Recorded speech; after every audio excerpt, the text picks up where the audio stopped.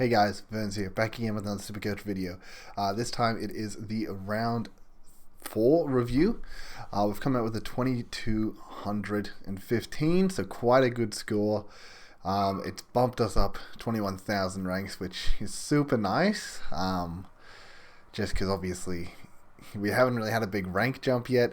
We haven't really had a good week yet. We've been sitting pretty mid-tier at best, and it was finally a really, really good week. We didn't get all 7 league wins, but we had a really good week. We actually, unfortunately, threw a little bit. Something I'm going to be very frustrated about. I'm going to try and go through the team a bit quicker this week. A lot of games I enjoyed, a lot of things I enjoyed.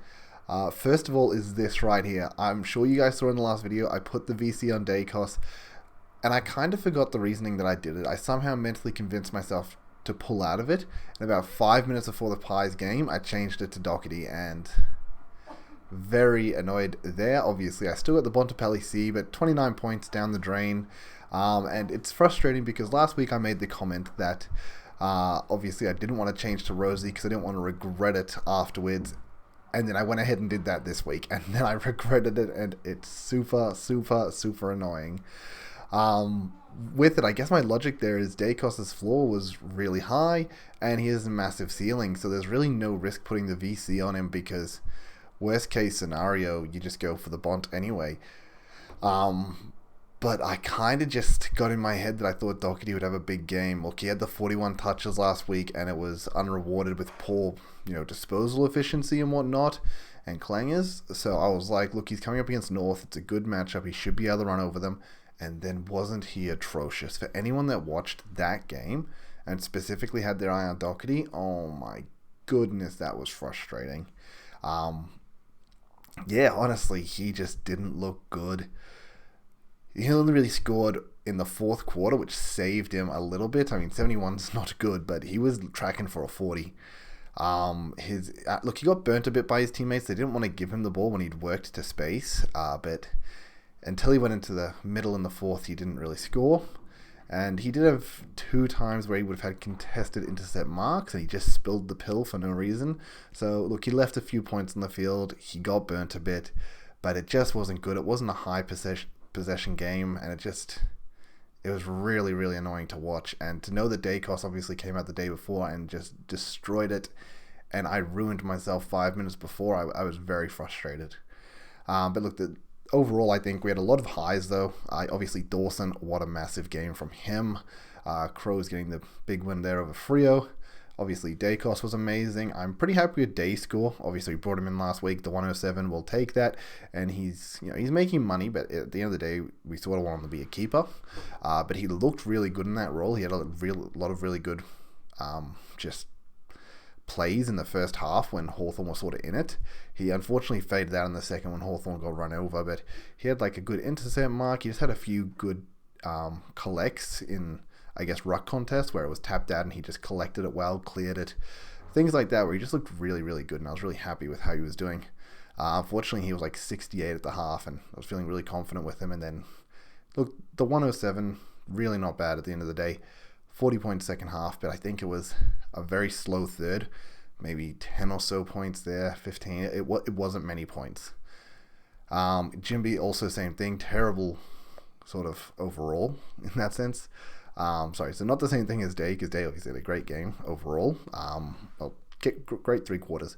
But Jimby just, he had a great take early, had a shot at goal, went out on the full. That sort of sucks, but yeah. It does hurt a bit in the sense that he's been a really well-performing rookie for us. That's going to stunt his cash growth, and we just didn't expect to have that on field, honestly. McKenna, another good week. Yep, sorry, I'm just going to not go through these. I'm just really going to go through the memorable moments. Look, Bont, obviously the 122, awesome. Green, 99. It's not too bad overall, and for his price, he's still performing a lot better than the other mids that were much more expensive than him. But we really want him to lift, especially in games that GWS are more competitive than not. Ash, Hopper, and Warple all with the 75, and Ashcroft. I find that really funny that 4 of them got the 75 for us. Look, it's fine at their price. They're still going to be making money. There's no problem there. One thing I'm going to mention with Ash that I found super, super annoying. I don't know if anyone, obviously, I don't know how many people are paying attention to Ash because you guys probably don't own him since he is that 2% pod. GWS have a kick in. Whitfield's taking it. Ash is in the corner, 15 to 20 meters out. Get the chip to him and then look for, I guess, a more effective kick. No, he tries to go long down the line and it just doesn't work out. Francis was destroying them. Draper was destroying them. Long and high wasn't working. But it goes long down and it doesn't work out. Very next play, what do? They kick out to the man 20 meters into the pocket. And you're like, bro, why did we make that play this time? Come on. And then the next 3 times, to be fair, the third time Ash was doing the kick in and kicked into the pocket. But it was 3 times in a row after that they just went straight to the pocket. And I'm pretty sure, as I said, they burnt Ash there, I think actually twice in a row. I'm like, that's so frustrating that they didn't give it to Ash when he was there. And then they did the exact same play with, other players later on. Very annoying in that sense. I think Ash could have got a better score. He had a really slow game and then had a massive, I think it was third term, where he just racked up a 48 point third term and really made his score somewhat reasonable. And that's sort of what's happened with Ash in these weeks. He's had one really big quarter and that saved his score a lot of the time. Obviously in the other 3 quarters, if you put out the 45, it doesn't really matter if your other quarters are only 40 in total between the next 3, because the 45 sort of just saves it. So that's sort of what's happened, with Ash last few weeks. I would love to see him have a big quarter and maybe not have such bad other quarters. I'm pretty sure his first quarter, 14 points, and then he had another 14 points before getting the 45, and then a slow final quarter or whatever it was. It would just be nice to see him string together, I guess, a higher floor and still have maybe the big quarter, maybe even 2 big quarters. And that's when he's going to get these 110 to 130 games. We saw the 138 in the preseason. That happened because he strung together 4 good quarters. I'd like to see him string together at least 2, preferably 3, and that's when he's going to be pushing the 90 plus. So that's what I want to see from him. Darcy, the 125, awesome. Marshall, very, very frustrating. Obviously got subbed out in a game that they were destroying. It was out at 3/4 time, so he got 96 and 3/4. So he was definitely set for a 120 plus at least. More realistically, honestly, closer to a 135, I reckon. So very frustrating in that sense. And then what happens is obviously the guy that the ruckman that they use for him instead ended up doing his knee 5 minutes later, and then they just didn't have a ruck for the rest of the game, which, it's funny in a sense, and they'd already won the game, so it didn't really matter. But it's just frustrating in the sense that he really should have had a big game. And this, obviously English has been going really big on us, which is really painful. Not only English, for all the people that took the risk on him not getting injured, they're getting rewarded with such dividends. This would have been a great week to at least contest English's scoring ability, and he gets subbed off. Very, very frustrating. Then forward line's being pretty standard, doing what they're doing. She's obviously 111. He's top 6 forward. It's unbelievable, and he made already 180k. That's just crazy. So look, that's just quickly over the team. Trying to cut it down from these 30-minute videos I'm doing, maybe close to the 15-20. What I'm looking at this week, captain options. I think Cripps is a great captain if you have Cripps available for you. Tuke Miller could be a good captain because we saw Freo giving up a lot of points. Obviously, we have Dunkley here, and then we have potentially Neil. I'm personally going to be putting the VC on the Dunkley. Oliver, I think, would be really nice here. Maybe not Grundy, because Essendon's rucks look pretty good this week. Francis and Draper both doing really well, and they can tag team potentially. Grundy might keep him down, so I would look at Oliver preferably. I think English, everyone has to look at every single week because his floor's insane. He's had 4 130 games, I want to say. I'm just going to quickly look that up because I want to see if that stat is accurate. But I think he's literally gone 130 plus in every game so far. Yeah, 134, 139, 139, 145. That's absolutely mental. So yeah, he's the safest captain option you're ever going to have, period. So you can lock him in as a C and then play whatever VC you want. I guess I was going to say other considerations, maybe a Jelly. and then I guess maybe a Dacos. But I think just locking in English. Look, he feels safe, but I guess the reason we didn't pick him is because he is injury prone, so potentially that is the only risk you'll ever get with choosing him as a straight C, is if he takes a head knock early on or something. But that's just, it's just unlucky in reality, just because it's something that happens to him quite regularly, or at least it hasn't this season, but he's quite regularly known for those unfortunate injuries. It does feel, it could feel risky in that way, but I think it's pretty easy straight C, and then, maybe Laird, Cripps, Miller, Dunkley, Sheasel if you really want, because obviously Dacos tore them up, maybe a Zeeble, and Oliver, and then just an English C seems pretty nice for most people. I'm personally going to put my faith back in Dacos, because I mentioned Dacos' floor is actually very high, and then he has this ability to have a massive ceiling too, so I think just putting the C on him, it seems nice, easy, safe. There's a chance that maybe he gets a bit of pressure, but we've seen what happens. Like, he just outruns it. Collingwood work for him to free him up. He gets all the cheap points through kick-ins, stealing free kicks. He'll run to get any dirty ball he can, so I don't see really that much of a risk with it. But I think I'll put it on Dunkley this week, see how we go. And finally, what I'm going to look at is just a heads up into next week, guys. You should be planning for this already, but who are you going to bring in? Obviously, we're looking at sort of upgrade season starting next week. Doherty, I get it. I would honestly love for the DPPs to have already come in myself, because I think what I would look at, I don't know, Carlton have so many mouths to feed in the defense line that it just feels like Mitch McGovern's eating his points, Sard's having a massive season, which is eating his points, and then he's going into the midfield, which they already have a lot of midfield scorers, so it's very hard for him to just find so many points in a team that already has so many mouths to feed. So it's very hard to deal with, very frustrating to watch, which makes me want to trade him. I would love to, if Sheasel had DBP, flip Sheasel back here, trade Doherty, move Davey down, put Chandler on field, and then bring in like a Touk Miller or something like that. That would make me feel really good. Obviously, we can't do that till next week at minimum, when the flips come in, saying that that's going to be upgrade season, and we can't really afford to be playing around with this premium. So it's a bit risky keeping him. They are going into Adelaide, though, at Adelaide Oval in the big, sort of Adelaide week. So, could be risky, but I think I'll keep Doherty absolute last week.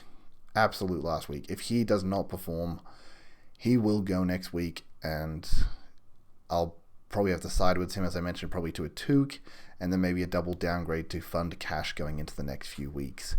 That's potentially what we're looking at. That's potentially the plan. I would prefer for him to come out with a big week and show us a lot of positive things. That would be ideal. But just, I guess, jumping into the players that we're looking at. Look, obviously, unless you start like a Draper or something like that, you're not really looking to upgrade to English, unfortunately. If you start with someone who's going to get forward DPP eligibility, then I guess you can get an English, but outside of that, we just have to bet against him. We have to sort of bet against him, his lack of durability, which catches people out. As I said, I hate praying for someone to get injured, and I don't, I touch wood that he doesn't, because we obviously don't want that for a player's career, but it's the only hope we ever have of catching up these English points, because otherwise we're probably going to have a bad Supercoach year because we don't have English, and that's as simple as it is. The only other way I'd be getting him in is if one of my rucks got injured, and I would probably move mountains to get the cash to English. But then again, if someone's got injured and I'm bringing in English who's injury prone, that just, oh god, it sounds awful. Not starting English it just feels so painful now. As I mentioned, obviously, because the Aaron Hall incident last year, that's why I avoided it this year, but similar sort of situation, huge ceiling, but injury prone. Last year it burnt me with Aaron Hall. This year it is giving dividends to the Tim English owners. Dacos second highest in points, awesome. Oliver, we would love to try and get Oliver in, but obviously he's just so expensive. When is he going to drop in price? I don't know. I don't even know if he's going to drop in price, but he's not someone we're going to be targeting right now because he is so expensive. Liberatore actually up at number 6 overall. Really funny fact, my mate had Libba after his first 2 games, moved him on to get Luke Davis Uniac, and then Libba goes ahead and drops a 120 and a 141, so that really burned him. Saad could be a really viable option, but as I said, Carlton do have a lot of mouths to feed, so it could be really up and down yo-yos with these Carlton players, depending on who's eating up the points. Obviously, we ignore key forwards.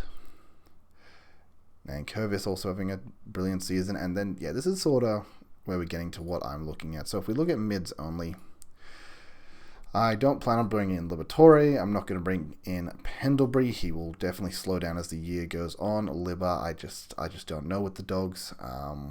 So Oliver's definitely one we want. And then the next best option is Miller, who's already dropped 36k. He may not be dropping much more after this because he's got the 122 in his cycle. His break even is a 128. The week before that 109. So he hasn't dropped below the ton yet. He's got North coming up, then Richmond that are quite weak midfielders. Unfortunately, we can't get him for Freo this week. Yes, he goes into Melbourne, but then West Coast. Dogs have been a bit all over the shop. Adelaide, I don't know. I'm pretty happy to get Miller in, I think. So I think he will be a target for me. I think if anyone started Cripps, you're going to feel massive there because he's been doing great. Tim Kelly's definitely having a bit of a bounce back year, which is really cool for him. Really unexpected. But it's very early in the season, so you're going to see players up here that will not be top 8 by the end of the year just because they've had maybe one big game or just like few all right games. It does feel like the average is much lower than last year, though. Obviously, we have Oliver on the 131, so far ahead of the rest.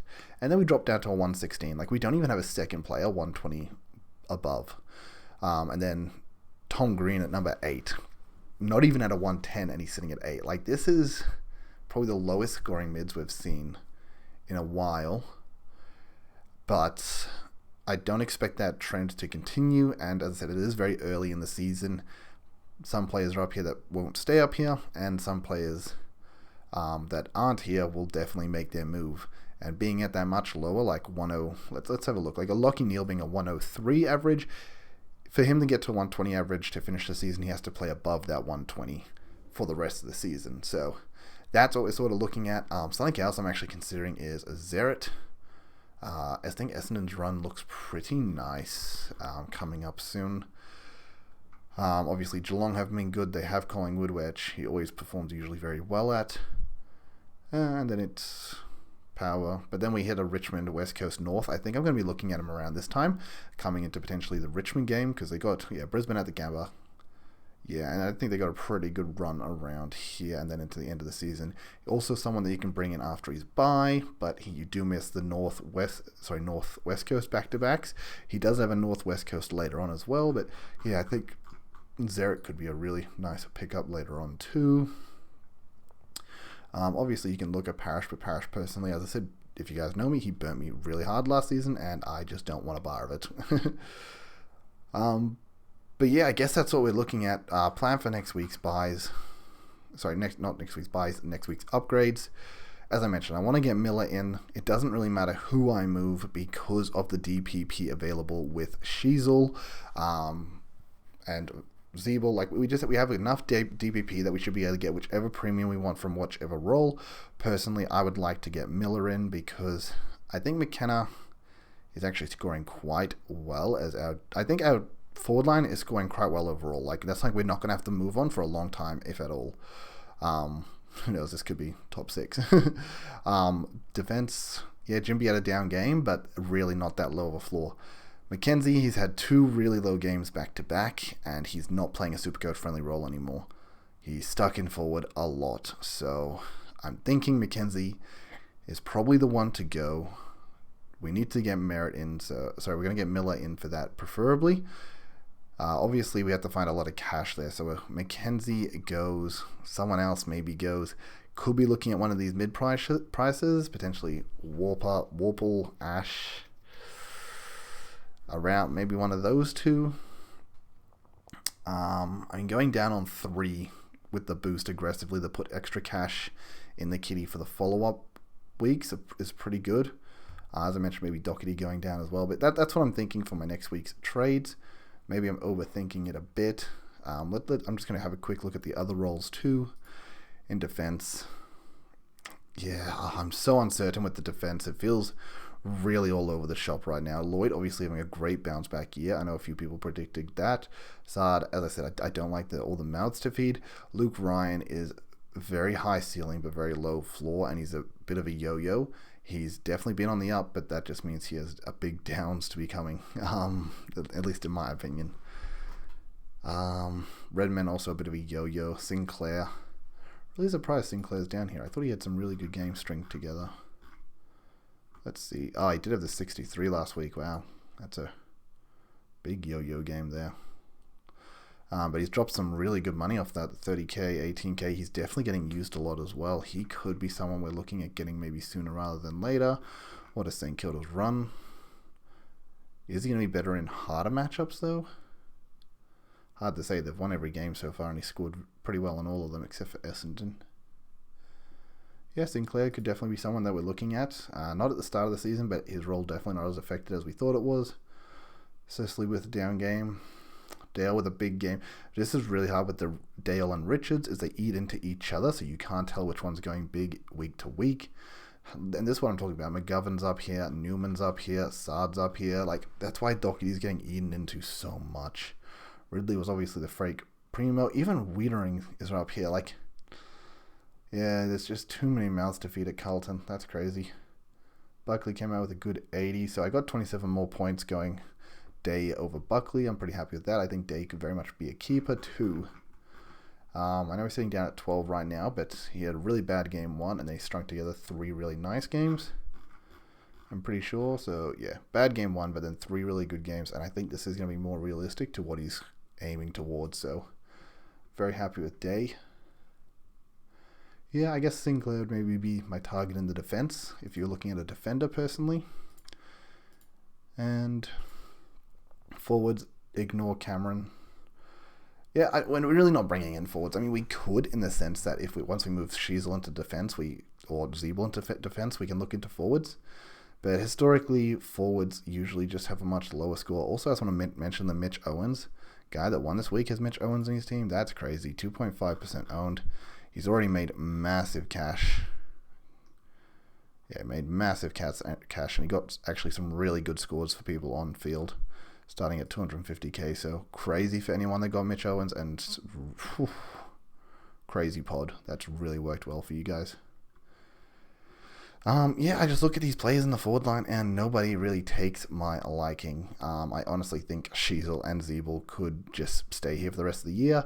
I think Colonel and Cameron will definitely have much more down games, but such with Dixon. That's usually what happens with these key forwards. They have a few good up games, but they will definitely have the down games as well. So assuming we're not touching those 3, move Zeeble up to about 11th with Baker and Moore.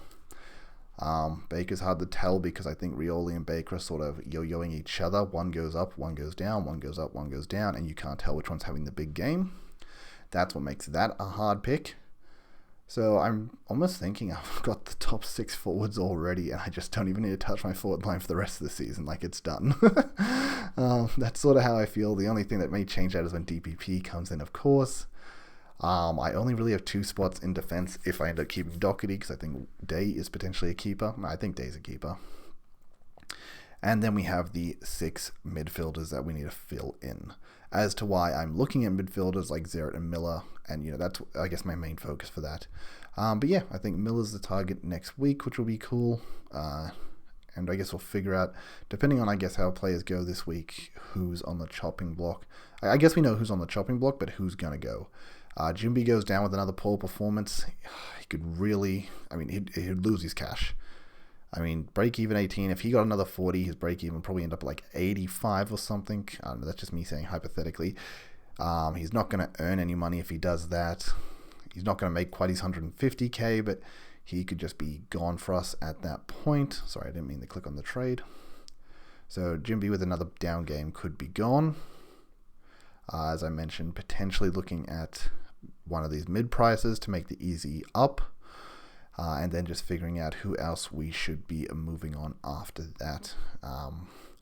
Maybe if Baker has another average game, just because another 40 performance.